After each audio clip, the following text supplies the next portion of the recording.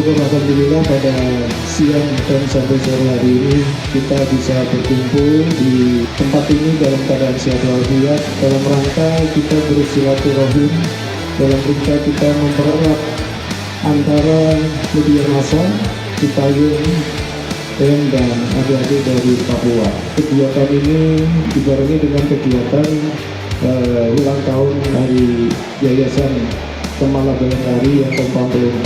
Tujuannya adalah untuk bersilaturahmi, mempererat hubungan antara Polri dengan masyarakat.